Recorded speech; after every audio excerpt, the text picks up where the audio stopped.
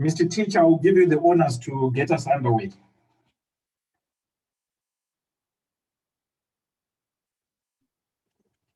All right, Sean, we're moving over to the shorter format of the game. What are some of the lessons that you're taking from the test series? I know it's a totally different format, but playing against some of the Afghan players, especially the spinners, what are some of the lessons you're taking from that? And what are some of the changes we can expect to the team going into the T20 series? I think obviously coming from that the test series, especially the second one, the fight that was shown by the guys, and how quickly a game can turn around, especially in T20, you know, just an over, a couple of balls can turn that game around, whether it be taking wickets or getting 20 runs plus in that over. So that's something big that we'll be taking into that. And regarding the team, obviously there's a lot of options. So, you know, obviously looking at the wicket and the spin and their batting lineup, we have the options in Mavuta, Mazakadza, and then you've also got Richard and Garaba as well. That's also a good option for us. So there's a lot. It's quite a difficult one to select from, but also again a young side, so which is good. So we've got the speed, we've got the power, and we've got the bowlers to do it. All right. Do I have any hand up? Okay, Mr. Subanda Mesuli.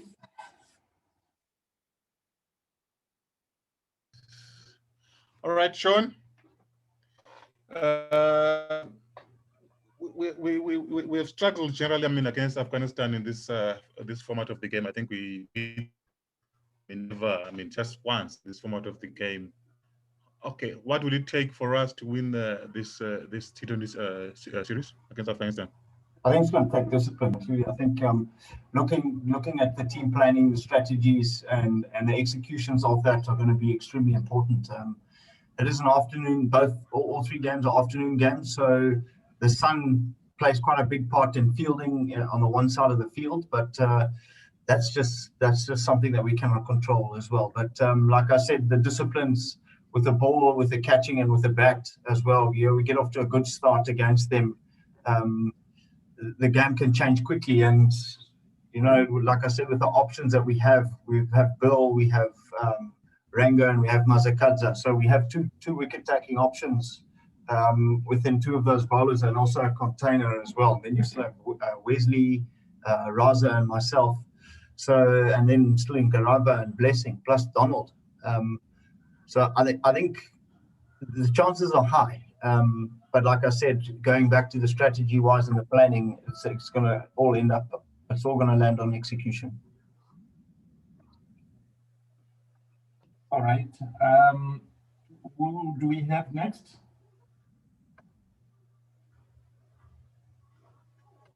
Can I go again, Darrington? No one else asked a question.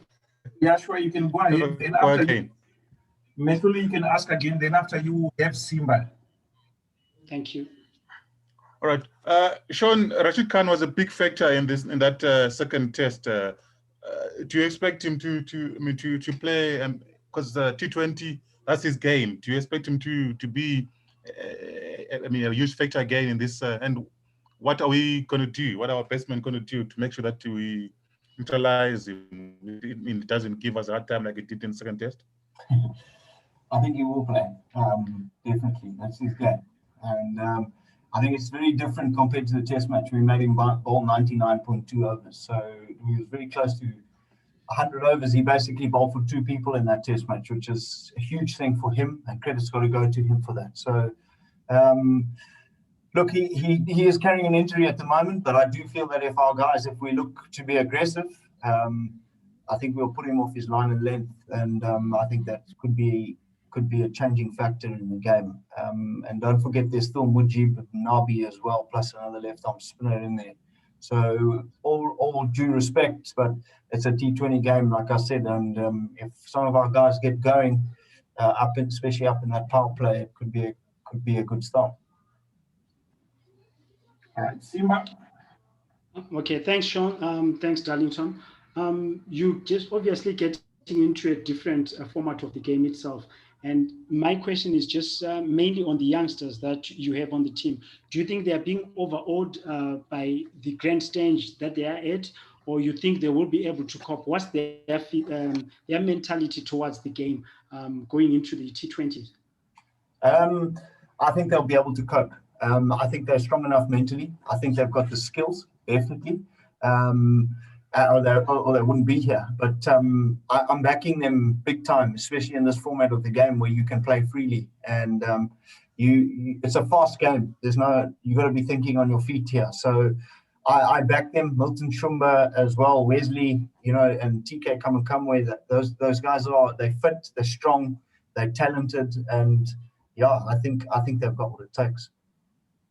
All right, next we have Trevor Makonyonga. Then after him, I see Baba Dean du Plessis is in here. Trevor, you can fire away. Thank you very much, Darlington.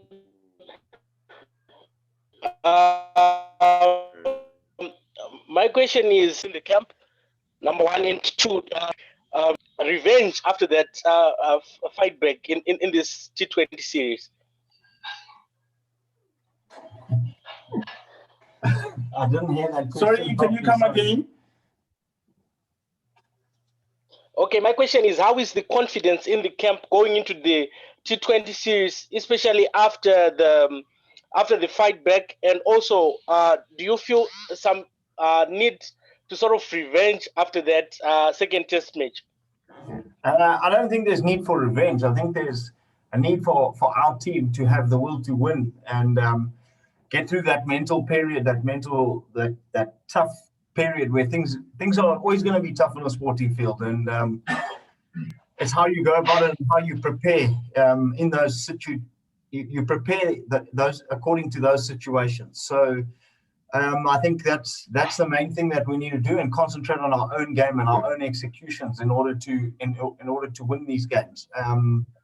And in the camp wise, I think things are going really well. I think things are running smoothly. I think the preparations have been good. Obviously, there hasn't been much time between the test match and the T20s, but it's okay. We've got a bunch of young guys that, like I said, they're fast, they can run, they can hit the ball hard, and they've got the energy that's required for T20 cricket.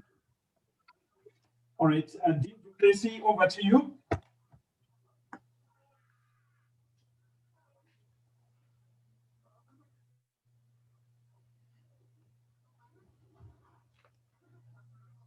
Hello, Dean. I'm so sorry. I hope you guys can hear me. I've had terrible audio network problems. We can hear you, Baba Dean. Please proceed. Do you hear me all right, Willie? Yes.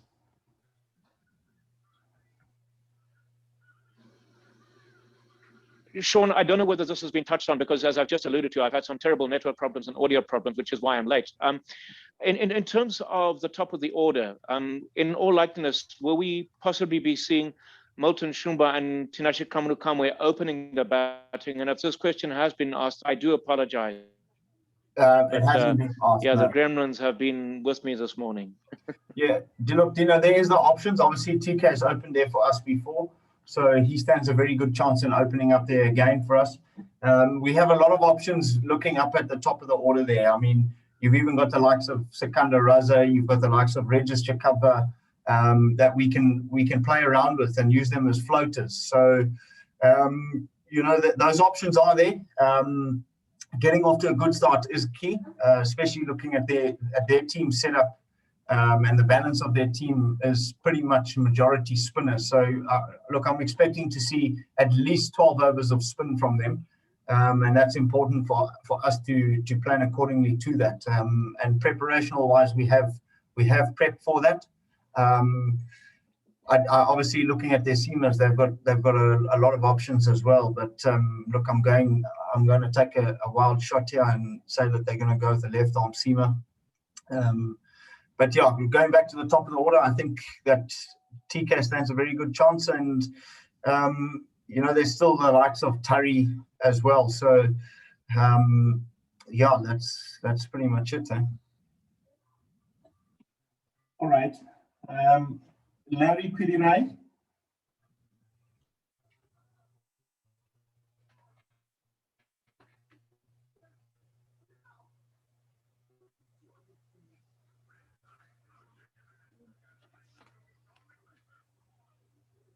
Hello? Seems we're having some issues again with connection. I will take the last 3 questions. Methuli, you can go again. All right, Sean, looking at a player like Wes Matebere, he's struggled in the test series. I mean, he's got a record which no one really wants. But going into this T20 series, I mean, he's really done well for us in Pakistan. And how is his confidence going into this? Where do you expect him to bat? Are you going to put him up in order there, or are you going to try and bring him down, protect him? I don't know. What's the planning there?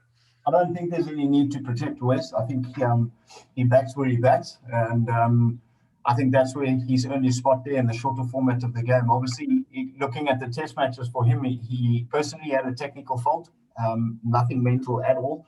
Looking at him in the nets here as well, he's doing really well. He's playing with freedom. He's an exciting player, and it's just all about him going out there and expressing himself. I fully back him after what he's just been through. I mean, that's actually not much considering some of the things that I've seen in Test cricket throughout the years. I think there was a time I saw Ajit Agarkar from India get 7 in a row. So, 3 in a row is actually not that bad if you think about it. So I fully back the kid. I think he's an exceptional talent and a huge thing for Zimbabwe cricket going forward. Not only him, Milton Shumba, and plus all the other youngsters that are here in this team. I think it's important that we value all of them, not just a few of them. I think, obviously the pressures of being valued alone, it can be tough that way. But like I say, I think every single youngster that's in the setup, in the test setup, and in the T20 and ODI setups are extremely valuable to Zimbabwe cricket, especially going forward to 2023 World Cup. So, yeah, I think they can all play, and I think they all bring different attributes towards the game and towards the shorter format of the game. Thank you, Methuli. The last 2 questions.